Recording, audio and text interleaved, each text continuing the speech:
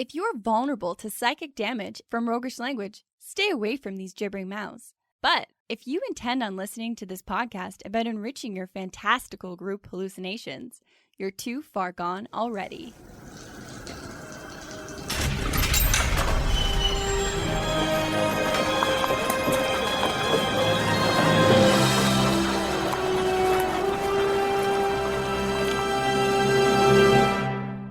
Your next game is going to play out perfect tropes from the greatest tales, and here's why.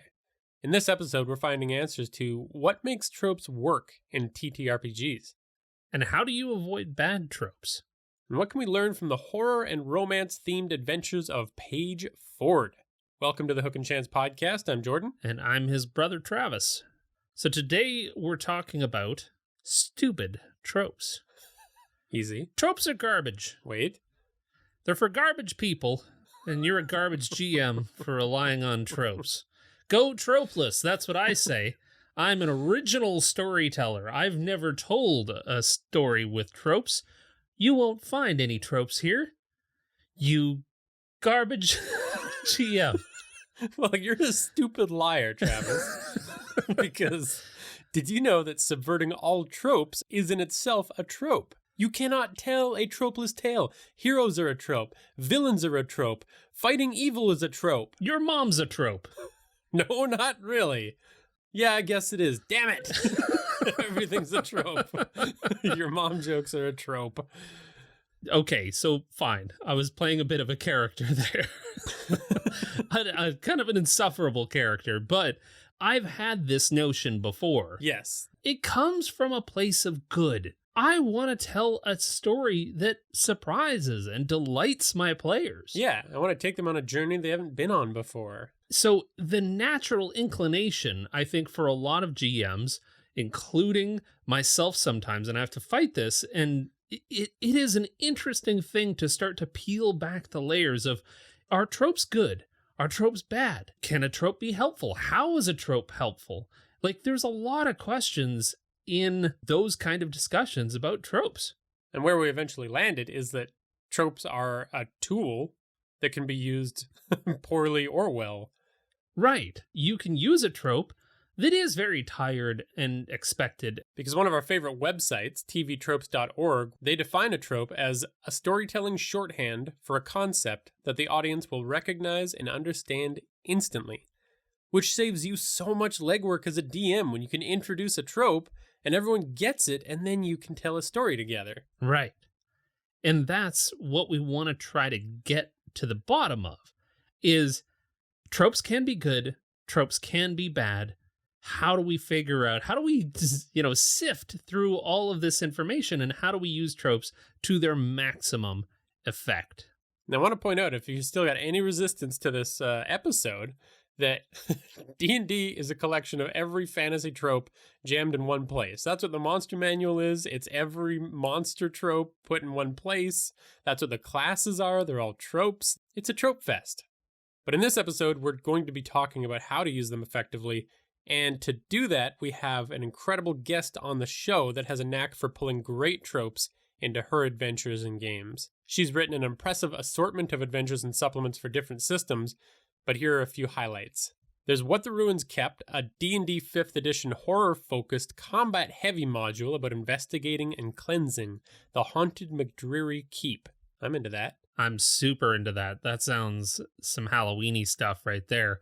Then there's Our Fair Maidens, an adventure included in the anthology Uncaged, Volume 2, which is a reimagining of the Rusalki, a legend from Slavic folklore that includes a really intense moral choice. Then we got The Sudden Storm, a Call of Cthulhu adventure that catches players in an unexpected, treacherous storm on a rocky coast.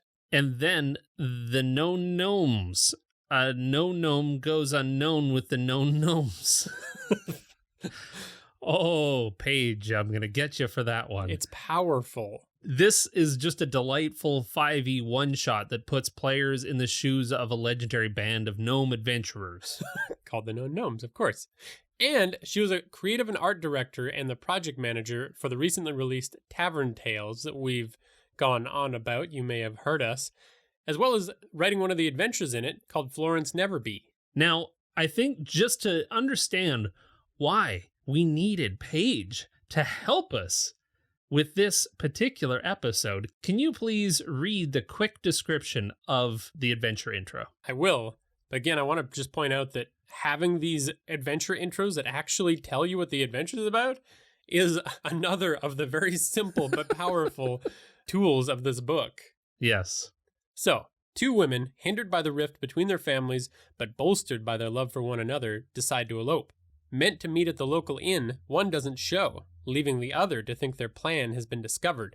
She beseeches the party to discover what happened to her love, and they are sent on an adventure of breaking and entering, navigating a hedge maze, and a race to save true love. If you don't think that thing is going to be jam-packed full of tropes, you got another thing coming, and I super want to play through that story. Absolutely. So with that, thanks for joining us, Paige Ford. Wait, am I supposed to say something then? Well, you know that's staying in the edit, right? I was like, wait, hold on. Throwing it at you. Don't worry about it. We've got a question to kind of start things off, Paige. Why do you think we should lean into tropes rather than actively away from them? One, I love tropes. I mean, I think if they're done well, otherwise, if they're done poorly, they're a bit like a dead fish. But like, I really like tropes. I find them, redoing them is really creative. It brings in like a kind of a communal understanding of your joint storyline when you do go into some of the tropes. And then it brings like a general delight when you do something they're not expecting, like they being the table or... Right. So you're saying like, if you have a trope, you can throw a twist into it, and that's what delights and surprises, but only use them as long as you need to. Sometimes you do something and it just happens to align to a trope that wasn't your intent. It's just your story. And then some people avoid it so hard that they don't want to do tropes that they've thrown out some great ideas and driven their party in a different direction just because they hate it so much. Just for the sake of originality, almost. Yeah. It's like a desperation to avoid the trope. Where did this all start? Where did that avoidance of tropes, or this like using tropes as hacky or something like that? We're talking about the fact that sometimes newish players will take their class, which is a trope, and do the exact opposite of it while still playing that class. And that's exactly what it is. It's this desperate avoidance. Funny, because by doing that, they're also like a life trope. You know, that person who just wants to be the contrarian? Right. Like they're being the contrarian trope. We're like, no, like, or what is like, there's a whole thing going on right now where there's like, like you're so desperate to be different, you are the same as everyone else, where they're like, I wear sneakers with my dress. I would never wear heels. There's like that type of, mentality. And then you end up being at a party where everyone's wearing sneakers with dresses, Yeah. Well, one of us is going to have to go home and change. Well, it's a really interesting conversation that I'm excited to dive into with you because, this is one of those things where I don't know where the middle ground is necessarily. Like, what's a good trope? What's a bad trope? When to use these tropes? When they're going to work for us? When they're going to work against us? Because, we recently picked up this great RPG called Shiver that's all horror focused, and that's every single class. It's not even remotely nodding to a trope. It is, this is the trope, and you're going to play the trope, and then your skill tree is going to be all trope things about this trope. Like it leans hard into it, and it works. So there has to be something here that we need to explore in a little bit more detail. Well, for me, using a trope poorly, some tropes are outdated. The prince saves a helpless princess. She's only surviving and she's only a character for his journey. I don't know if that's like in the realm of Mary Sue. I get all the names like incorrect, but if you stick to that, that's one that's boring. We've seen it. Right. We've all seen the like Disney animated Sleeping Beauty, right? Like beautiful, but the story itself, it's like, yes, the princess saved her. She fell asleep, just touched something. Yeah. Oh no. There's like doing things in a refreshing way, just because the other style's been done so much, and then there's like stepping away from tropes because they're not true to form today. Like, there's like the whole when people are doing, and look, I've done these, like I am fully guilty of what I'm about to say. Us too. It's see, like, you're starting a character early on, and your character is an urchin who was originally raised by a single mother, so they lived by nothing and they suffered and their life was terrible. And it's like, well, there's plenty of single parents out there who are raising their kids by themselves, having a lovely time. Not to, like, negate any struggles that that situation may bring, but the idea that every single parent adventurer has lived hell because of purely the fact that one of their parents has left or passed away is, like, ridiculous. Or, like, being abandoned in the woods and raised by the bears. Like, Oh, yeah. Come on. It's a great trope. It can be used well, probably, right? No. Yeah. I mean, that's what we need to figure out. That's what we're here to determine. So maybe we'll try to do that in the strategy statement. This is the strategy stateroom, where inventive and cunning tactics are crafted for when they're needed most.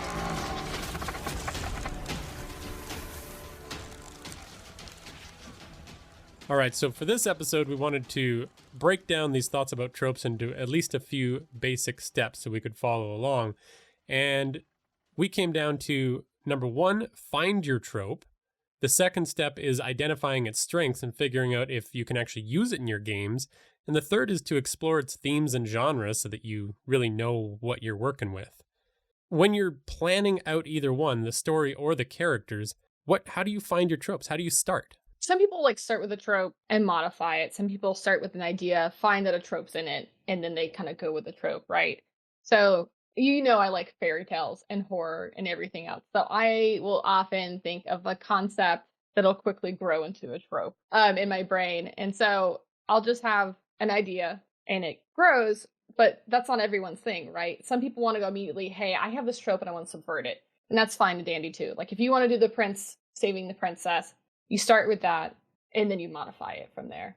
Like, is it going to be a prince and princess? Is it going to be two princesses? Is it going to be, I don't have a gender neutral term for a royal heir. Yeah. I'm just realizing.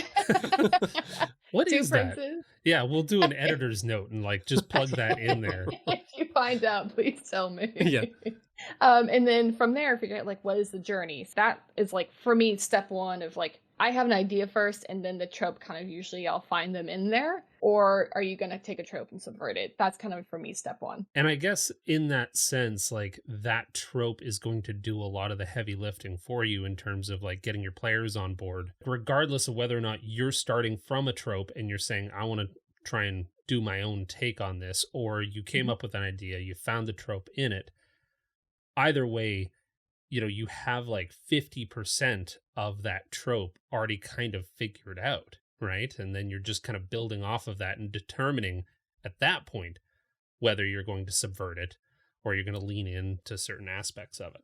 That's pretty fair. I mean, it's a guide, obviously. If there was a trope store and you're going down the trope aisle of your choice, you're going down the final girl trope aisle, you're going to go okay, I want this ingredient and this ingredient and this ingredient. You're not going to run down the aisle and put your hand in it and then shove everything into your cart. You're going to cherry pick what trope aspects are good for the story. For a little bit of context, can we talk in broad strokes about your adventure in Tavern Tales? Because Is it fair to say you started with a pretty strong trope in that? Funny enough, it was actually the reverse. The trope came after the idea. I just really wanted this romance story. I had just finished writing a horror or something. I can't remember what it was at the time. And I really wanted something to write romance, which I think you'd have to ask Mike and Colin. I think they weren't expecting it. Because I was I just really want some dwarven halfling romance story.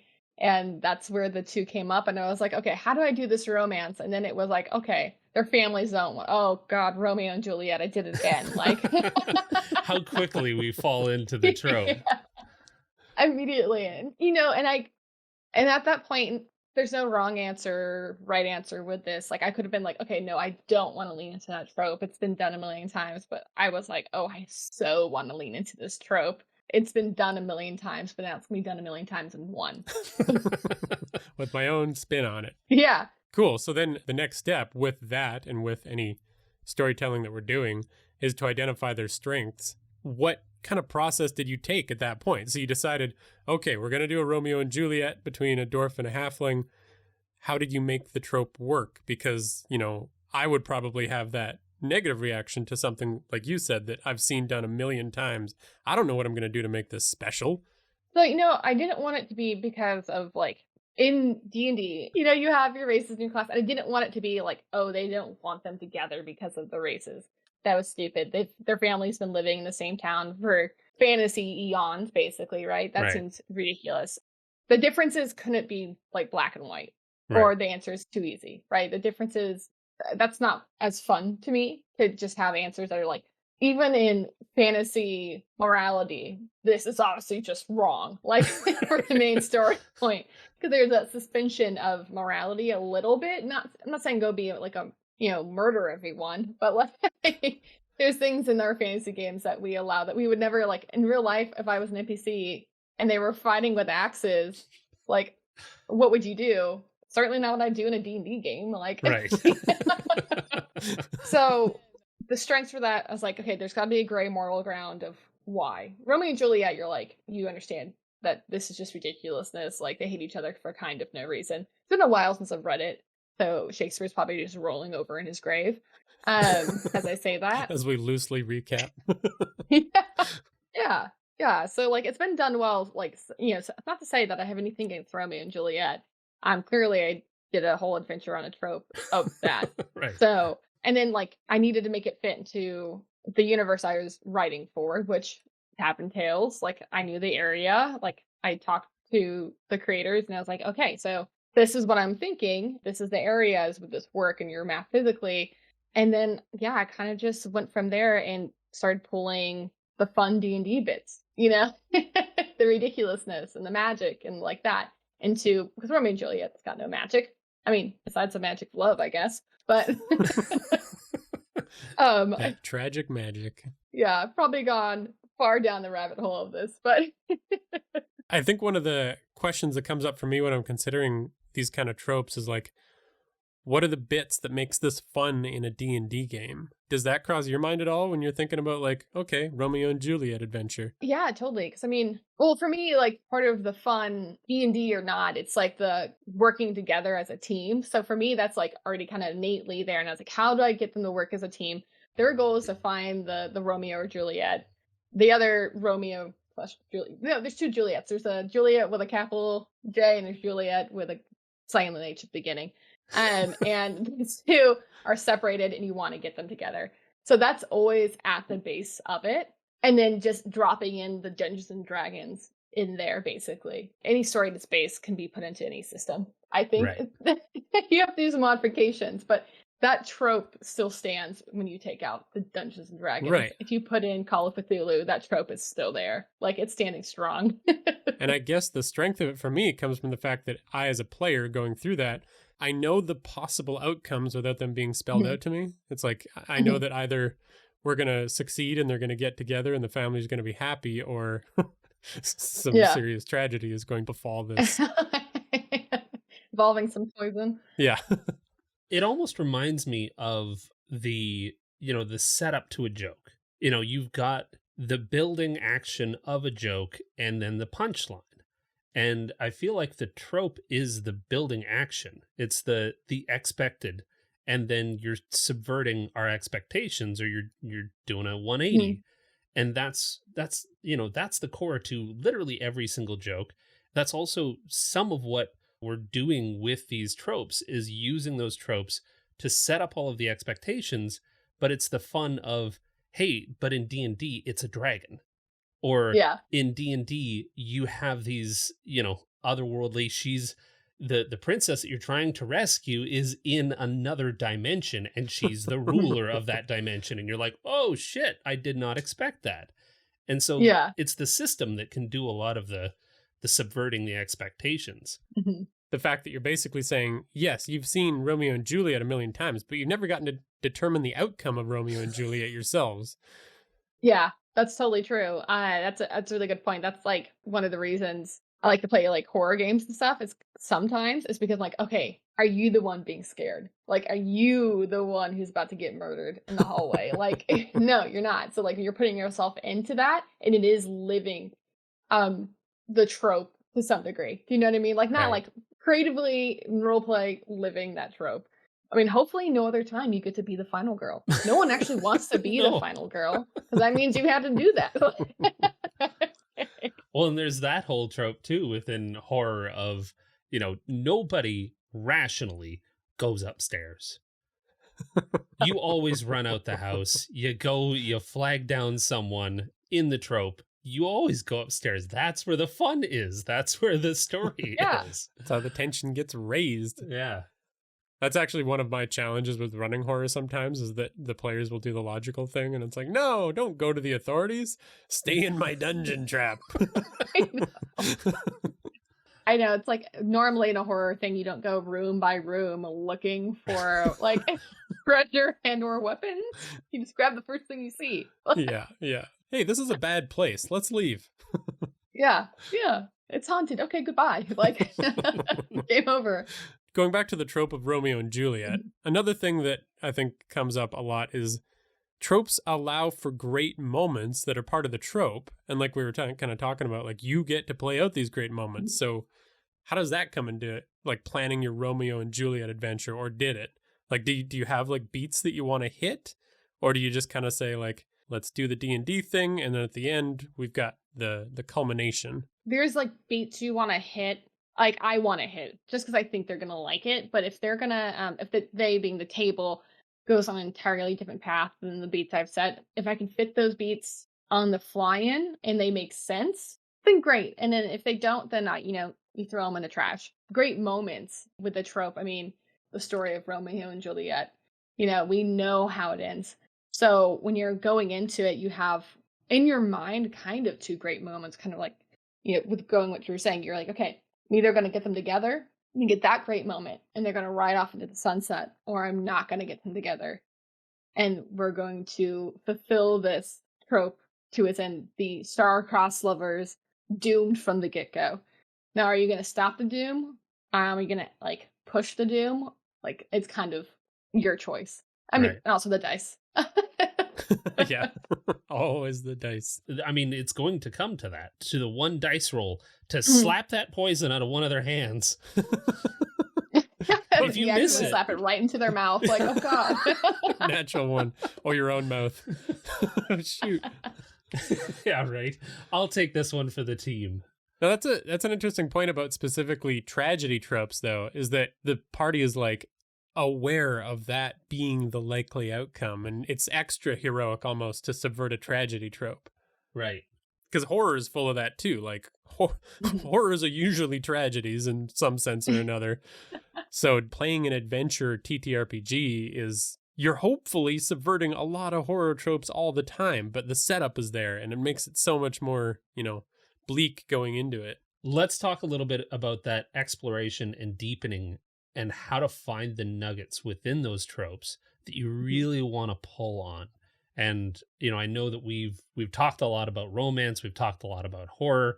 Let's maybe use those as our two guideposts. Where in those two tropes, like some of the horror and romance tropes, can we find those juicy bits that we really want to glom onto and try to pull out and accentuate like you did? And you've said that you have some favorite tropes in those two genres. So yeah, maybe you can talk about what those are and why you like them for the table. Oh, yeah. So there's a few. The lines blur and where they exactly land, but there's some that are, like, for me, very, on both genres, cohesive, and there's some that I see that are conflicting. Like, not in a ideology way, but in, like, oh, they just go a different way. So, you've heard me say the final girl, because I love where that's gone in the last couple of decades, where, it used to be, like, you had to be a virgin, like, oh no, like, you had sex, you're gonna die, like, very Mean Girls, like, you're gonna get pregnant and die situation, to being much more freeing. I would find, but this is entirely away from the question you asked me, so I backtrack. So if we look at, like, the chosen one versus the final girl, I find them to be very similar. Like, you're just some peasant girl who doesn't know she has magic. I tend to find that they tend to be women, because a lot, the romance they always have this like chosen woman who has no skills. And then they find out she has magic, and then she ends up married to the king as like an arranged marriage, right? So there's this chosen one who then has to save the world. Then you have the final girl, and we all know the final girl. She's the only one left. She has survived everything. She didn't go into that one room at the beginning. She didn't hide in the closet. She's been running her legs off this entire time. So you have both of these, and if you're gonna like use those, there is some like, what are those nuggets you're gonna pull from those? You can't do the classic horror thing of picking them off one by one, because then you just got one person. That's called a TP or a near TPK, right? Yeah, near TPK. Final girl TPK, all but one. And I mean, realistically, it should come down to whoever has the highest cardio stat and can just continue to run. Just keep running. Chugging it's not along. the strength, it's dexterity.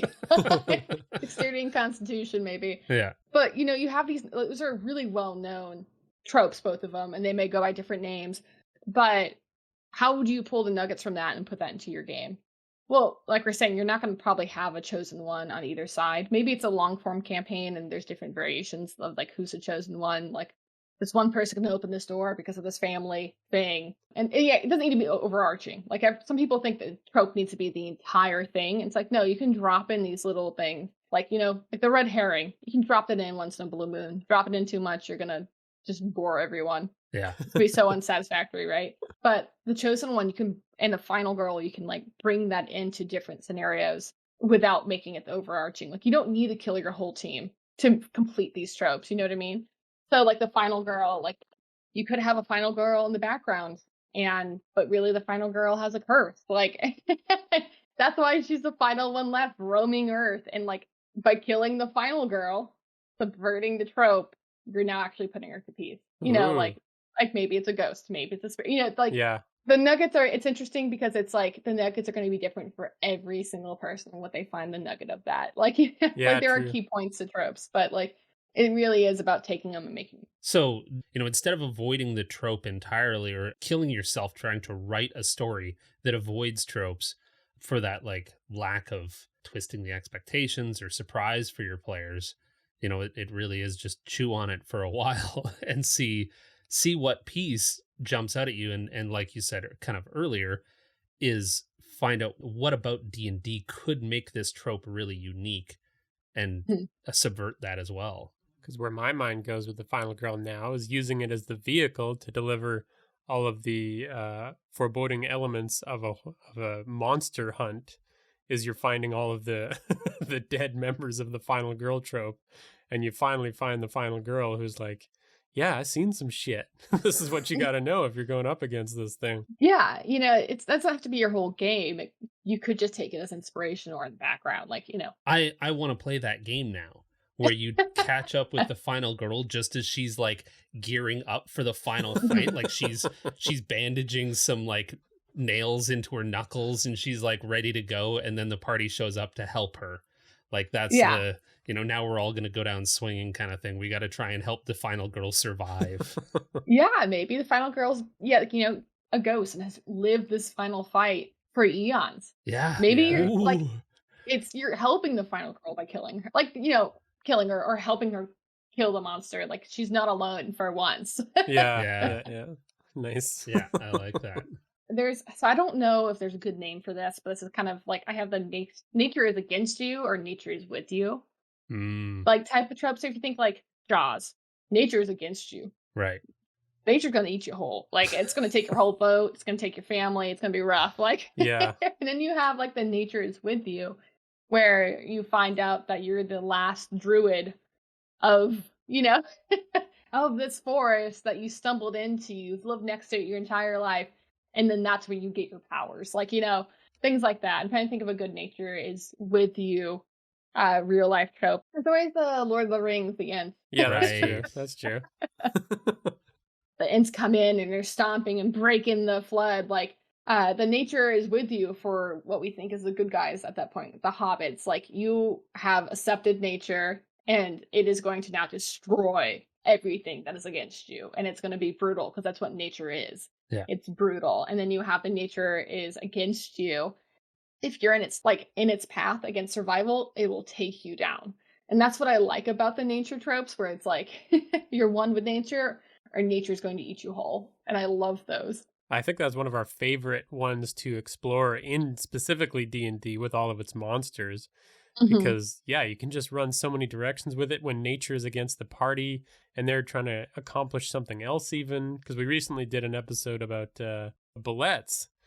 And we just like ripped off Jaws because it's so fun to do that. You want to play through Jaws. With all of the nature tropes, like I feel like some of the things that we can lean into, like you said, either becoming one with nature, but there's also that like survival piece where it is, we have to keep looking for opportunities to highlight how our players are ill-suited to survive in these particular conditions. Like, with, for instance, Jaws, you've got these levels of hubris, these levels of gaslighting people into thinking that it's not a big problem, or, there's some other pieces of that nature trope that really jump out as possible playthings. But like, what for you really triggers some of the fun in the man versus nature trope? Well, there's kind of two ways. There is nature in your home turf, and there's nature in its home turf. So when you're thinking like Jaws, you're in the ocean, you're on a boat in the ocean, you are a small fry, versus there's the discomfort of nature going into your home. Like there's like, if it's in your home turf, there's a timeliness. Your people are being eaten, your home is being destroyed. There's a ticking clock in your ear making you go. Like, you need to stop this before it gets any farther. Versus reverse of that, you're in its home turf, whatever this nature may be, land shark, giant snake in the jungle. You are the huntee trying to be the hunter.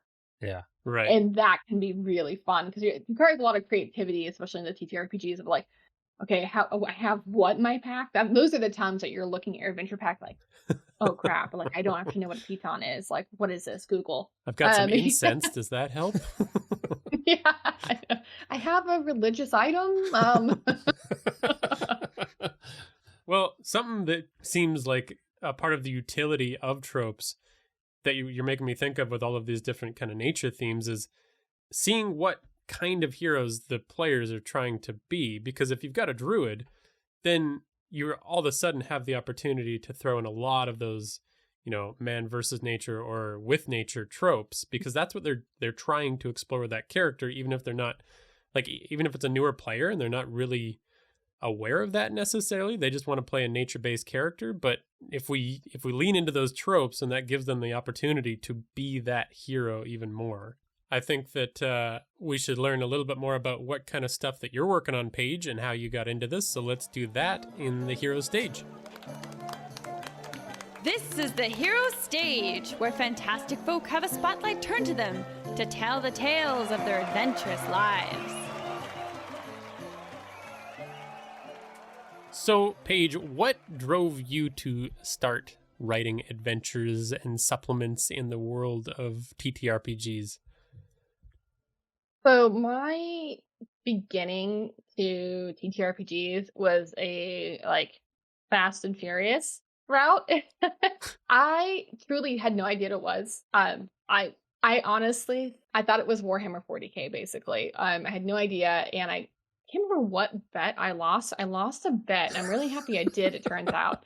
The thing was, if I lost, I had to play Dungeons and Dragons with my friends. I'm sure my friends can tell you what that. I know. I wonder what the bet was. It was ridiculous. And I played, and the first time you're playing, you have this someone helps build a level 3 generally, for you. Good starting point for new people. Enough fun things, but not too difficult. And they built my character for me in front of me, and they're like, okay, so would you want X or X or Y or Z? And I went from there, and I had this character, and I was like, okay, they're like, okay, now Paige, what do you do? I do this. And that very first time awkward player, it all clicked. It was like, oh wait, like this is what Dungeons and Dragons is. Oh, I could do this so much better. Like I sucked when I played the last time. Like I didn't know what I was doing. So I played again. But I went from literally I played once to going to a convention, and then like went to like a 3-day convention as my second game. Wow.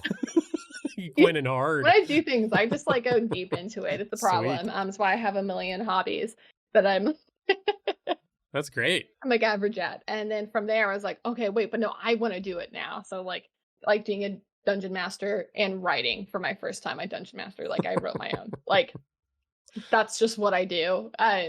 Because I just really liked it. I was like, this isn't like the things about Dungeons and Dragons that I really like, besides like, you know, there's the communal aspects. I get so excited I trip over my words. It's really good for a podcast.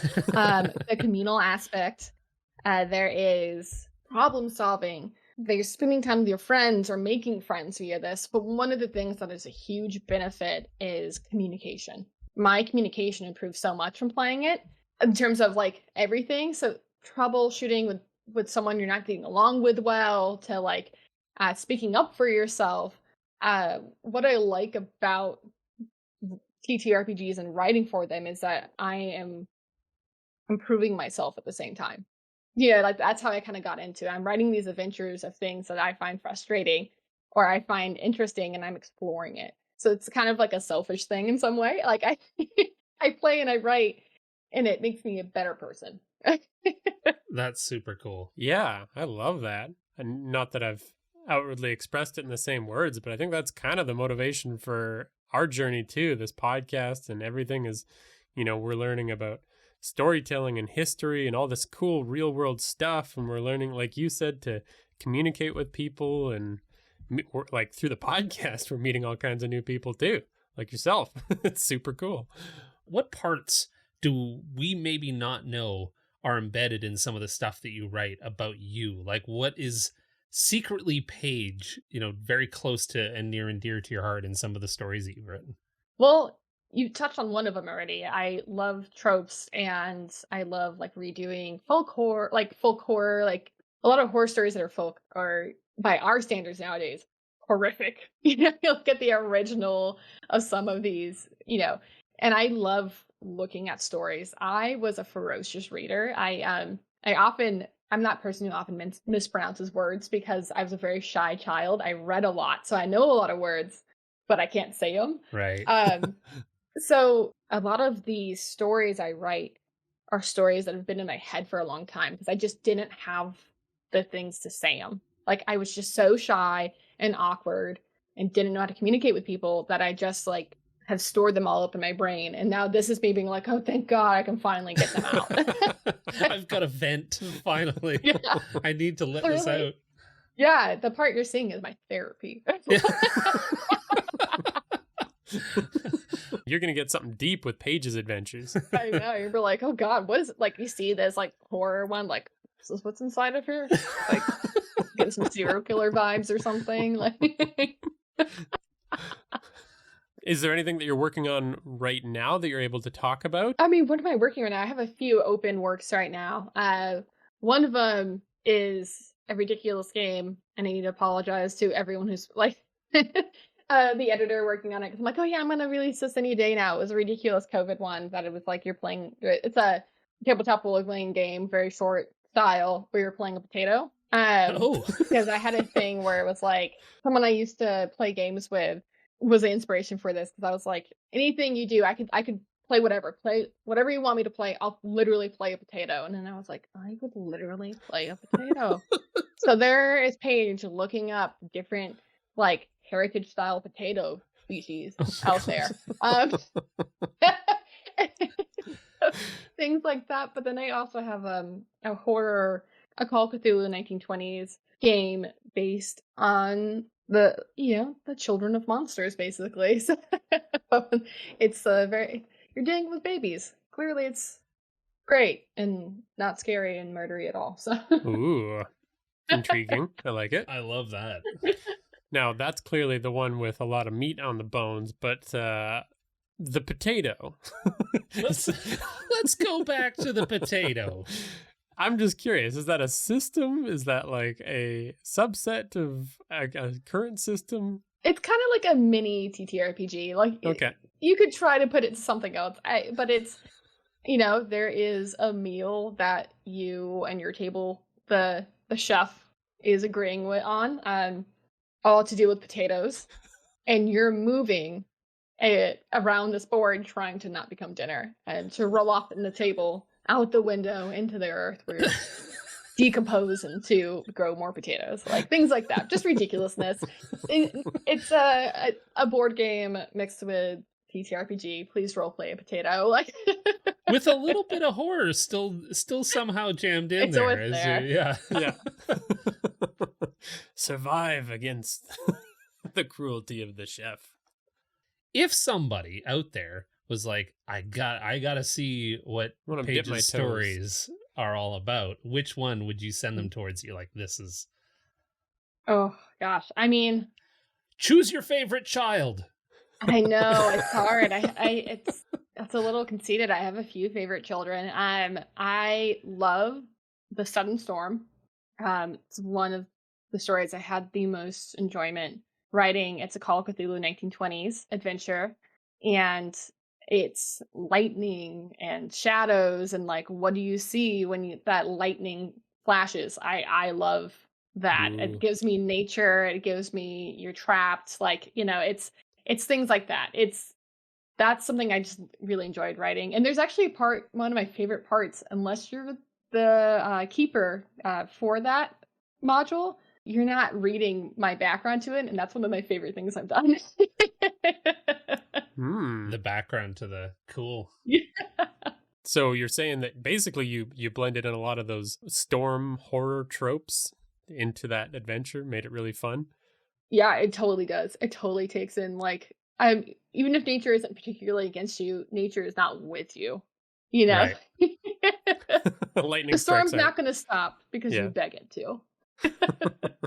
And it's so powerful, because even when you said, like, what do you see when the lightning strikes? Like, that right there sets such a great tone, and I'm there. And that's what's so cool about some of your stories, is just that they play to the strengths of those tropes so well.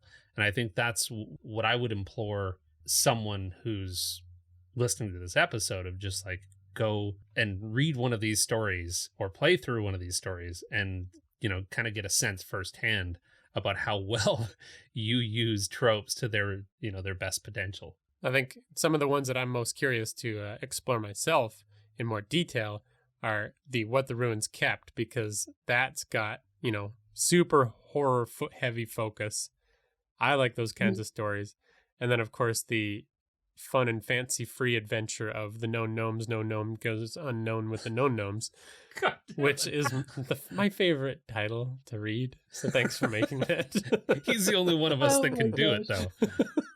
Oh, yeah. So What the Ruins Kept was blatantly inspired by Jenny of the Old Stone song, the Florence and the Machine Game of Thrones song. Right. And that fully, the lyrics, like, not even Game of Thrones inspired it, the lyrics from that, it was in a writing, I create playlists for different projects, and it was in one of my playlists, and I was listening to it, and I was like, and then I really was listening to it, and that's where it came from. And it is like one of my more combat heavy modules, which I always provide the possibility of combat, but I also generally provide the ability to get out of it by, like, social stuff, and this is one that's more like ghosts and monsters and everything else around you. Yeah, so what I liked about that was the idea of I'm very image based. Like, I'll have flashes in my brain of an image, like many people. My brain is no different than anyone else's, but then that'll be like the start of a story. Yeah. I have so many one sentence notes that I'll be like, what the heck did this come from in my phone? And I'll be like, oh God, what does this even mean? Like, did I leave this?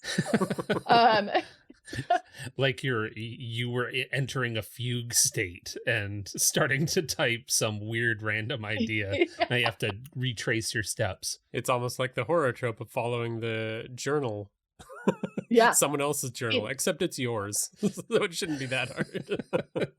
Exactly, because it'll be like generally something like horrific. Like I should pull out my phone sometime and be like, these are the monstrous thoughts of Paige. But yeah, what I liked was that it was, oh my gosh, it always comes back to the final girl. The final girl, Ginny's the last one left. She's this ghost. I say Ginny. I don't know if I actually kept the name Ginny for this, but Ginny being the inspiration. She's the last one left. She's this ghost stuck dancing alone for, a very long period of time, and like near trying to stop this and not trying to join her almost at the same time. Right. It's like the spectral prison almost that you're trying to break them out. But if you're not careful, you're very quickly going to join.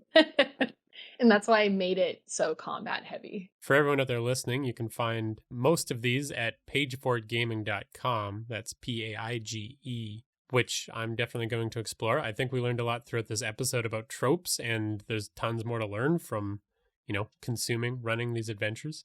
Well, thanks so much for joining us in this episode, Paige, and teaching us a little bit about tropes. Of course, thanks for having me. We really appreciate the insights.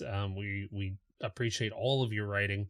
It's so darn good, and I implore anybody that wants to, understand more about how to use tropes in their stories, see it in action, pick up any of the stories that you've written at Paige Ford Gaming. And a special thank you to all of our patrons to help to make this episode a reality. Thanks to our newest patron, Ninja Ducky. And to Sue Art, Blackthorn, First Law, Peacock Dreams, DM Thunderbum, Marley R, Gar the Pirate, Time Warp, Dangerous Marmalade, Zach G, No Ma'am, Michelle T, Felix R, Chris F, Lucas D, Lila G, the GM Tim, Nevermore, Thomas W, DM Notsky, Heavy Arms, Eric R, Aldros, Leprechaun, and Will HP. Thank you all so much. Always appreciate it. Thanks also to Tabletop Audio for the sound effects that you heard in this episode. You can follow us at Hook and Chance on Twitter, Facebook, Instagram, and Reddit. You can also join that awesome community of players and DMs by joining our Discord. Do some chatting about these weird adventures. Thanks for listening. Thanks for listening. And play great games. We did I'm it. an adult. Perfect. Okay.